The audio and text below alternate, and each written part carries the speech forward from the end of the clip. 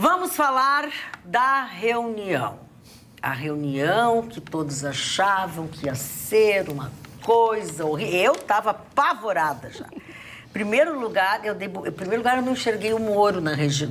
Acho que aí o problema é meu de visão. Eu não enxerguei o Moro na reunião.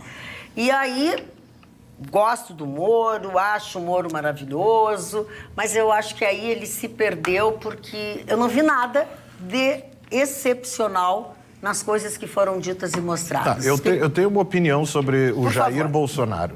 Ele tem que ensinar, começar a dar aula de economia em campanha para a eleição.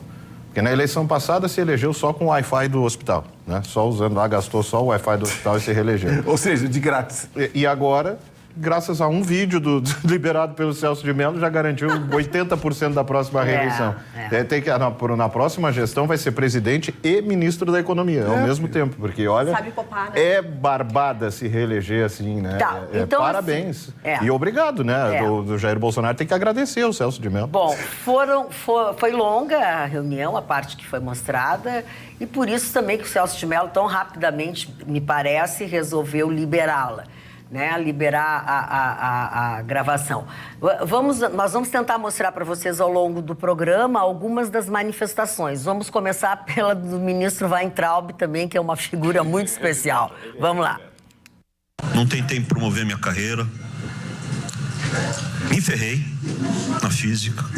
Ameaça de morte na universidade. E o que me fez, naquele momento, embarcar junto era a luta pela liberdade. Isso daqui é um cancro de corrupção, de privilégio. Eu tinha uma visão extremamente negativa de Brasília.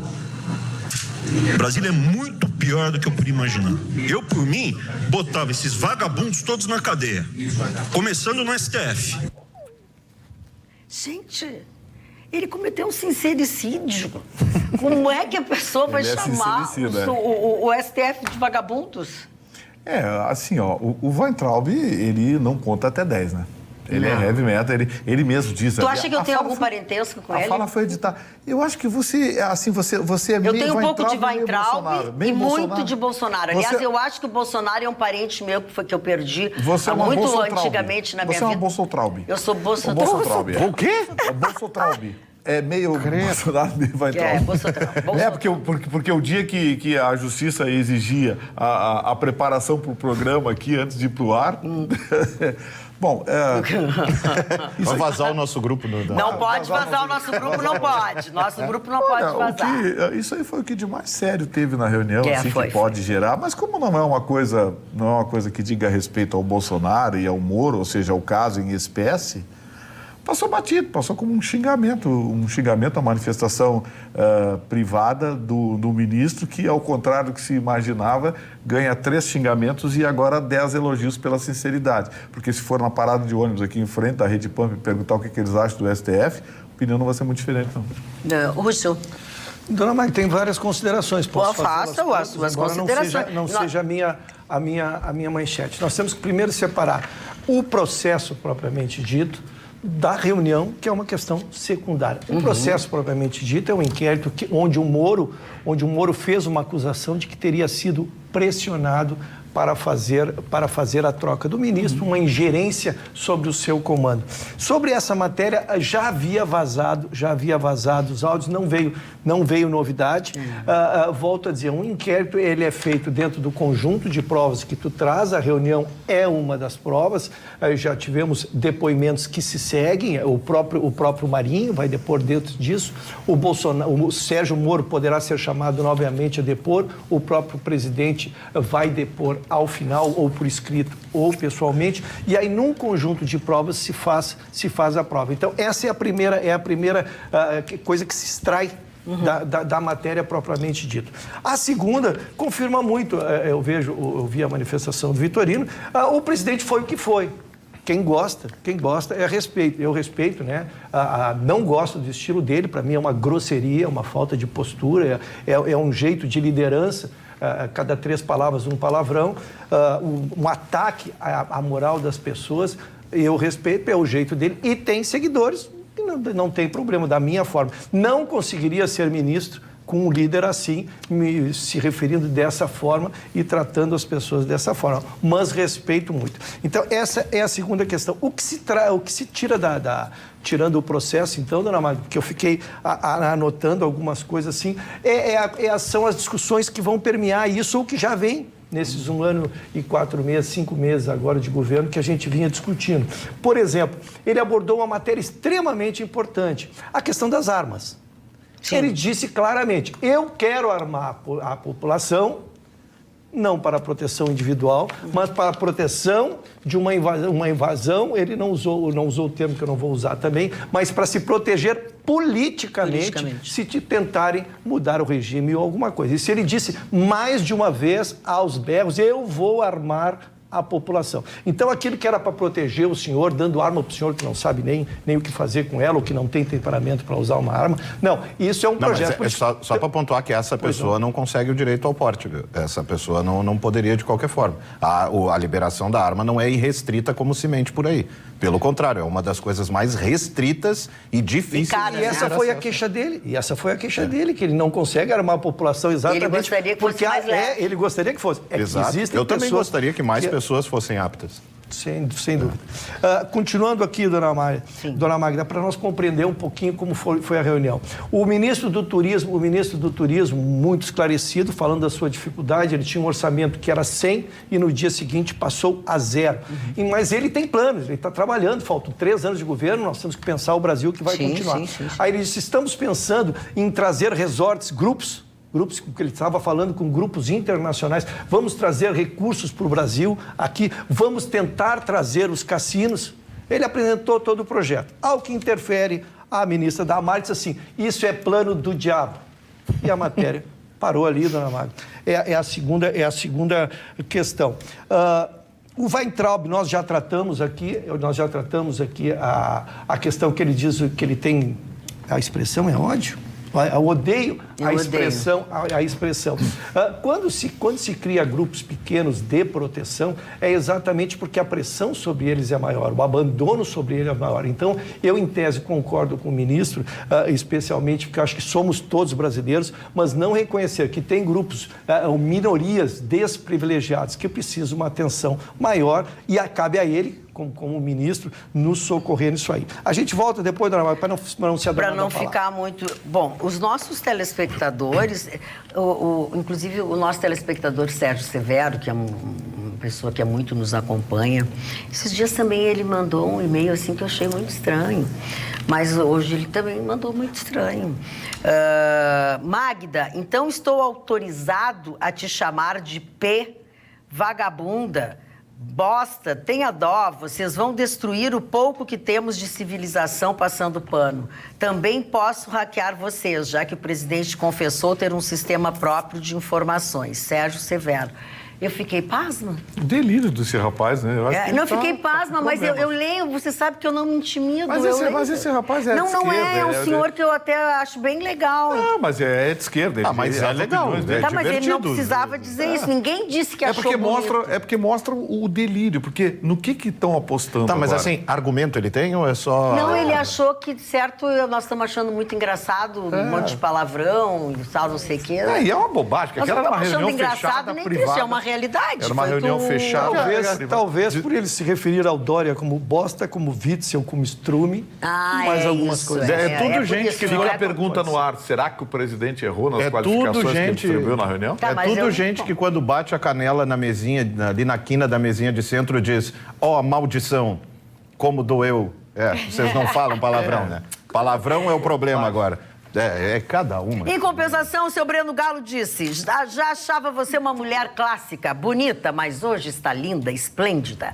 Parabéns, PS. Falei com a concordância da minha esposa. Breno Galo. Falei com a concordância. Seu Breno só não pode ver quando baixa o Bolsotraub. Parou. Assim, mas... curto e grosso, uma frase só sobre a minha eleição. Celso de Mello atirou no que viu e acertou no que não viu. Hoje ele reelegeu o Bolsonaro em 2022. O Marconi tinha dito também. Nós vamos continuar falando sobre esse assunto. Eu estou tentando dar umas intermediárias. Tem várias manifestações diferentes aqui dos telespectadores. A Rosane Cunha diz, prefiro alguém como presidente Bolsonaro, verdadeiro e franco. que o Marcos Teixeira já diz, só nessa reunião tem vários crimes, atentar contra a democracia, tentar impor outros regimes, e por aí vai, tem tentar de tudo. Impor outros regimes? É. Tentar contra a democracia, o que ele mais falou foi Bom, são as opiniões, e daí aqui... Quanto às armas, ele falou isso na campanha. Quem votou nele, votou pelo direito de ter uma arma. Tá, mas fala pra eles, não pra mim. Não, o nome da coisa aí que falou isso aí. Peraí que eu não sou a Carla e eu já perdi aqui no meio. Quem votou no Bolsonaro, votou sabendo que ele ia permitir que o cidadão comprasse arma outra vez. Ontem eu falei aqui no programa. Há 20 anos atrás se comprava arma na mesbla com um documento de identidade e um comprovante de residência. Se comprava na mesma, mesma cedo tinha anúncio. O Marconi até falou, vinha os cadernos de domingo dos Magazine, ali, lançamento novo da arma tal, arma tal, arma tal, arma tal. Saudade daquele tempo de tiroteio na rua. E tinha muito tiroteio. Gente, o seu Sérgio Severo tá passado com vocês. É verdade, Vitorina. A novidade foi por isso que eu repisei a novidade. A novidade é que não era para esse fim de proteção. Quero que o povo se arme. Quero me armamento para a proteção política. Proteção política não é proteção de... Ele está certo. É como a segunda... Pode estar certo, estou dizendo que quando na campanha ele nunca tinha dito que era para isso. Ele tinha dito que era para a proteção do povo. Não, mas sempre ele disse que o cidadão tinha direito de se defender. Sim, não pois diria é. ninguém. O cidadão tem direito de se Não, defender. ele está concordando contigo, Vitorino. Porque a segunda emenda... Porque, por exemplo, a segunda emenda nos Estados Unidos nasceu justamente por isso. Nós conquistamos a terra e vocês vão administrar. Só que andem fora da linha para ver se a gente não desce o aço em vocês. Vocês não vão mudar o regime aqui dentro. Nós tomamos, mas não somos capazes de administrar. Nós como nação, nós como sociedade. Qualquer mudança de regime, qualquer imposição de governo totalitário, cuja primeira ação é justamente desarmar a população para poder agir assim, para poder tomar e pelo pescoço e fazer o que quer, é justamente para isso que a gente quer se armar. Para se defender de bandido, para se defender de estuprador, de pedófilo e de político sujo e que queira impor algum regime que não é aceito. Na prática, hoje, hein? Na prática, como é que tu veria esses debates políticos que a gente tem, como nós aqui às vezes nos acaloramos, nas esquinas, todo mundo armado discutindo política. Tu acha que teria o efeito seria produtivo? Acho. Utopia. Ninguém vai debater política na esquina. Mas ainda bem que existe o Estatuto do Desarmamento e não acontece hoje essa matança aqui. Se todos nós andarmos armados, nós podemos discutir política em qualquer lugar, até nas esquinas, como a gente faz. Acho que não é também... O Roberto quer falar sobre isso também? Eu quero contribuir, porque é o seguinte, é óbvio que vai haver muitas distorções. Isso, inclusive, é aquilo que eu trouxe outro dia, que é parte de uma teoria que se aprende em jornalismo chamada teoria do enquadramento da comunicação, que conforme o critério, o jornalista omite ou ressalta algo em específico, que é muito do que o Rafa estava trazendo há pouco. Isso é regra de curso de jornalismo. Eu quero trazer a vocês que, no meu ponto de vista, essa reunião ministerial, que era para ser fechada, assuntos de Estado, mas sim... momento de trazer lavanderia, lavar roupa suja intimamente, né? Houve um Bolsonaro raiz, como ele sempre foi. Eu trago aqui as bandeiras que o presidente Bolsonaro ressalta proteger e honrar.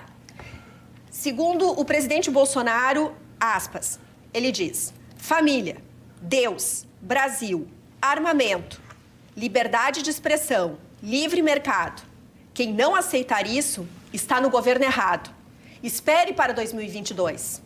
O senhor Álvaro Dias, o senhor Alckmin, Haddad ou talvez o Lula, e sejam felizes com ele. No meu governo está errado. Aspas, logo em seguida, ele diz: quero todo mundo armado, porque povo armado jamais será escravizado. E por fim, eu trago outra frase que ele trouxe, que eu acho que isso fecha. O mais importante para a vida de vocês é a sua liberdade. Então, do meu ponto de vista, eu acho que realmente mostra que na intimidade o presidente Bolsonaro é um líder confiável. Quando é que os senhores têm confiança em alguém? Quando essa pessoa é coerente. Quando é que essa pessoa é coerente de verdade? Quando ela é confrontada. E na intimidade é que a gente percebe, ou quando a gente está muito exposto, ou quando a gente está muito no privado, a gente mostra de verdade a nossa coerência. Para um líder, num momento que nós precisamos fazer realmente uma limpeza na corrupção do nosso país, é fundamental um homem corajoso, coerente e um líder que não vai agradar a todos, que vai sofrer realmente represálias. Mas é o jogo, é o jeito. Em relação à economia, chama muito atenção a fala do ministro Paulo Guedes, quero ressaltar, chamando a brasa para o meu assado aqui. Ele afirmou que a China deveria financiar um plano Marshall para o mundo, a fim de compensar os impactos econômicos causados pelo coronavírus. Isso depois eu trago na minha manchete um pouquinho mais a respeito da guerra que está sendo iniciada entre China e Estados Unidos, uma guerra bélica. E também ele chama atenção que nós precisamos da China, mas a China também precisa do Brasil. Eles precisam comer.